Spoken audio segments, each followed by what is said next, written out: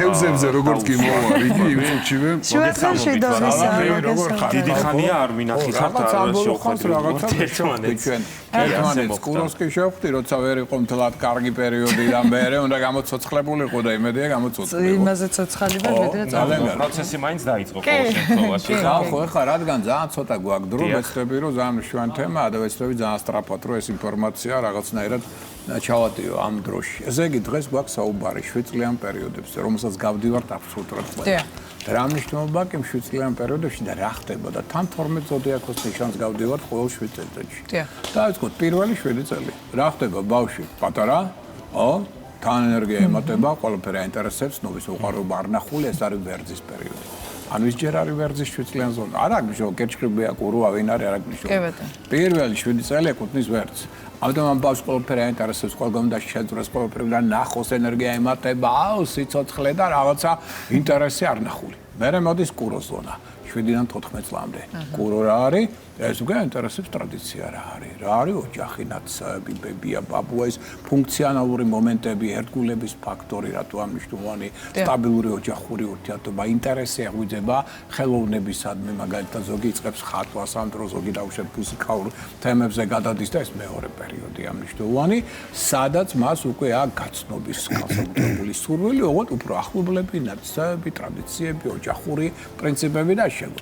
მესამე ეტაპი იწყება ნებისმიერ ცხოვრებაში, ეს უკვე არის უკვე 14-ից მერე 21-მდე, ტყუპებში გადავდივართ. ტყუპებში რა ხდება?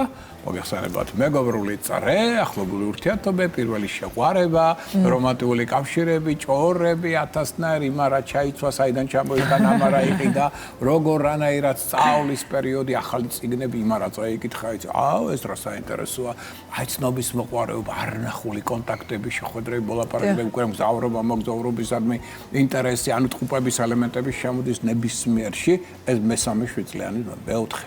გადავიდეთ კერჩხიბში. კერჩხიბი რა არის?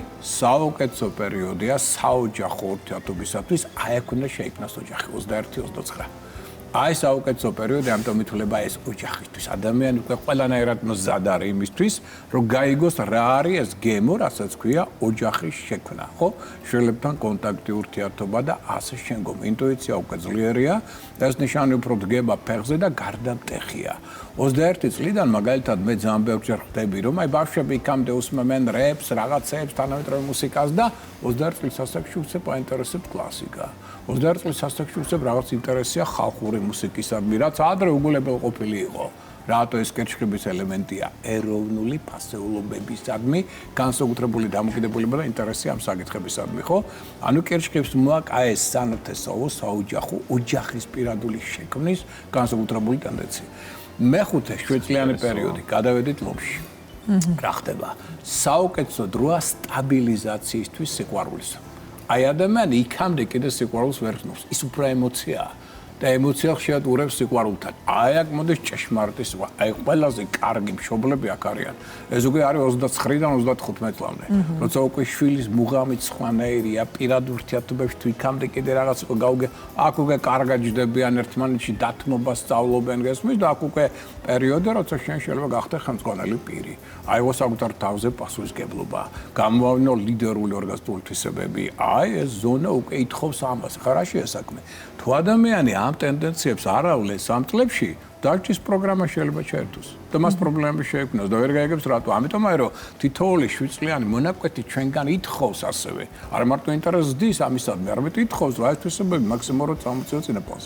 კარგი, შემდეგი მოდის 36-დან უკვე მოდის პერიოდი 42-ის ჩათვლით. აქ რა ხდება ქალწულში ვართ. ქალწული რა არის? გეუბნებათ, აქამდე თქვენ სწავლობდით, შეიძლება გარკვეული ქაოსი ჰქონდათ ცხოვრებათ, დაალაგდით. მოწესრიგდით. აბა მოაწესრიგეთ თქვენი აზრები, მოაწესრიგეთ თქვენი ოჯახური, მოაწესრიგეთ თქვენი მეგობრული კონტაქტები, ისწავლეთ დისციპლინა, როგორც საჭიროა ცხოვრებაში და მიაქცეთ ყურადღება ყველა დეტალს. რაც შეიძლება გამოგრჩეთ და მე მთელი საქმე გავხსნით ამ დეტალიზაციის კარგი უნარი, ხო? ეს კიდე 7 წლების შემდეგ მოდის დაამშვანი 42-59 წლის ასაკი. აქ უკვე სასწორში ვარ, ჩემო კარგებო. სასწორი რას გვაძლევს?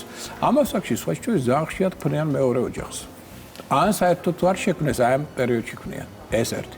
ყველაზე კარგი პერიოდია შემოქმედებით ინჭის და უნარის გამოსავლეთ. აი აქ ურჩქნება შემოქმედებით, აქ უკვე გამოცდილებაც გაქვს, უკვე გავლილი გაქვს ბევრი რამ, ნასწავლიც ხარ და აი აქ შეიძლება შედევრები შეიქმნას. საუკეთესო პერიოდი იმისთვის რომ ისწავლო სასწორი რა არის, აიწონა და იწონა. აი აქ უნდა იპოვო ოქროშუალები. ანუ რასაც ქვია ბალანსი. თუ ადამიანი ამ ასაკში 42-59-მდე ბალანს ვერ პოულობს და არეულია და ხან ერთი უნდა, ხან მეორე თვითონ არ იცის რა უნდა, ესე იგი მან ვერაფერი ვერ ისწავლა, სულ ყველა იცხოვრა. მიხვდეთ? აი ეს არის პირველი ძალიან სერიოზული გამოცდის პერიოდი. აქ უნდა დაბალანსდე, ყველაფერი უნდა დააბალანსო. ოჯახია, მეგობრული კონტაქტია, პროფესიონალური წინსვლა, ყველაფერი უნდა იყოს წესრიგში. თორემ მე კიდე მეტად აირევა. შემდეგ პერიოდი 49-დან 56-მდე. შევდივართ მორიელში. მორიელი რა არის? კოსმოსი, სამყარო, საიდუმლო.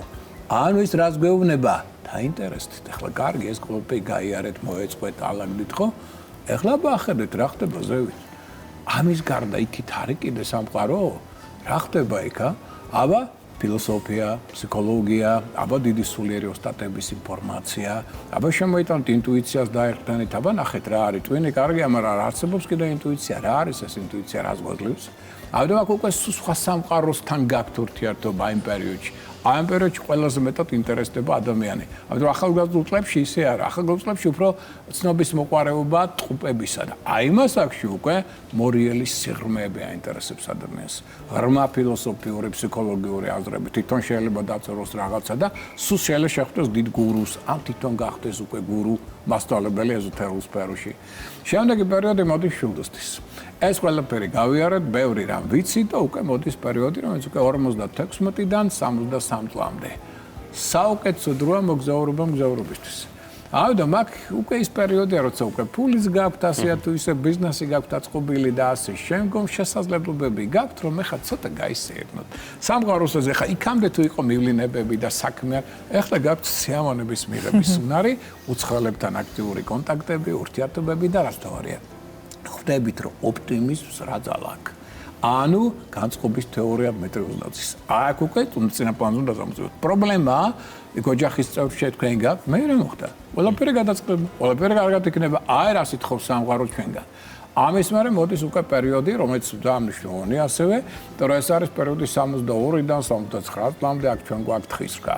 ხისკა გვეუბნება, აი აქ უკვე თქვენ უნდა ასწავლოთ სხვებს, გახდეთ დიდი მასწავლებელი, რა? ორგანიზებულობა, დისციპლინა, შეუპოვრობა, მიზანსწრაფვა, მოთმინება, პასუხისმგებლობის მაღალი გზნობა. თქვენთან უნდა იყოთ ამის მაგალითი და სხვასაც უნდა ასწავლოთ და უკვე აქ შეგიძლიათ იყოთ სერიოზული, კარიერული გურუ, მოდი ასე ვთქვათ, ყველასთვის. და სერიოზული პოზიცია გქონდეთ საზოგადოებაში. შემდეგი 7 წლიანი ზონა, რომელიც უკვე 69-დან იწყება და დაახლოებით 75-16 წლამდე გასტანს, მერწყულია. მერწყული გეუბნებათ, აბა ეხლა დაფიქრდით, ეს ყველაფერი კარგია, რასაც მიაღწევთ, მაგრამ რაღაც სიახლეები არსებობს კიდე, ხო? აბა რამე ახალი, აბა იფიქრეთ, რა შეიძლება იყოს ისეთი, რაც მომავალში გამოგადგება თქვენ, ან შემდეგ თაობას. ხო? მეგობრული ურთიერთობებისადმი, აბა მეტი დამოკიდებული, უანგარობის მეგობრული კონტაქტების პრინციპი წამოწეწინა პლანზე. ანუ ეს არის რაღაც სიახლეების შემოტანის პერიოდი და მე ვადექით ბოლო ეტაპს თევზებში გადავედით, ხო?